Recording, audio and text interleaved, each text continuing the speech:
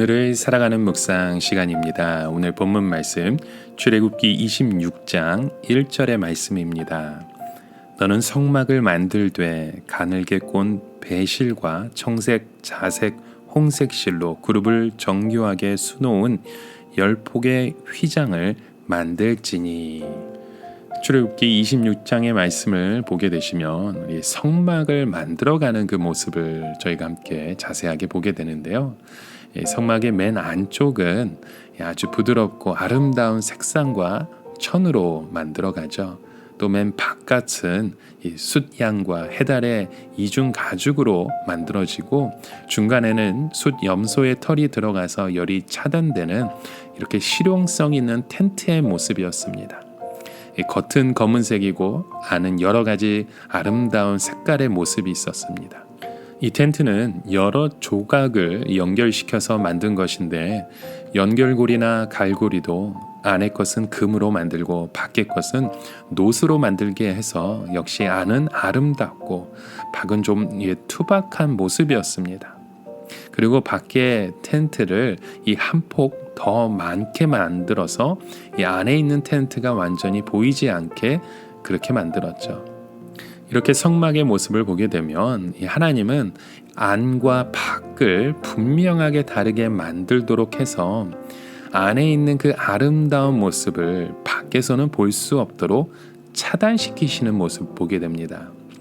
이것은 하나님의 아름다운 영광과 축복을 체험하려면 반드시 성막 문을 열고 안으로 들여와야지 밖에서 우리가 기웃거려서는 결코 그 안의 모습을 볼 수 없는 그런 의미를 담고 있죠. 오늘도 교회 안에서는 참으로 아름답고 귀한 체험들과 위로가 있습니다. 그런 은혜와 체험들이 하나님 안에서 우리가 함께 나눌 수 있는 공동체가 있다는 것이 얼마나 큰 축복인지요.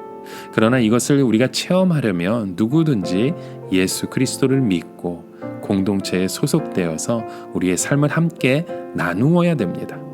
그렇지 않고 밖에서 기웃거려서는 절대로 그 진정한 은혜를 우리가 함께 체험할 수 없는 것이죠. 예수 믿지 않은 사람들이 예배를 드릴 때 다른 사람들은 다 기뻐하고 좋아해도 자신만은 왜 이런 기쁨을 모르는지 더 소외감을 느낀다고 하죠.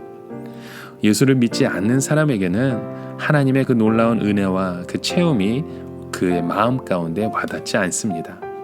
하나님의 은혜는 결코 구경꾼의 자세로는 우리가 체험할 수 없기 때문이죠. 여러분, 신앙은 자기 자신을 개방시키는 데서부터 시작됩니다. 아무리 말씀을 많이 듣고 집회를 많이 다녀도 나의 마음을 개방하지 않는 한 그 마음에는 전혀 하나님의 은혜가 찾아 들어가지 못합니다. 우리는 자기 자신을 하나님 앞에 있는 그대로 내놓아야 합니다. 믿어지지 않으면 믿어지지 않는다고 우리는 고백해야 합니다. 말씀이 전혀 마음에 와닿지 않으면 와닿지 않는 나의 마음을 고백해야 합니다. 요즘 이 세상에 얼마나 많은 것들이 얼렁뚱땅하는 식으로 이루어집니까?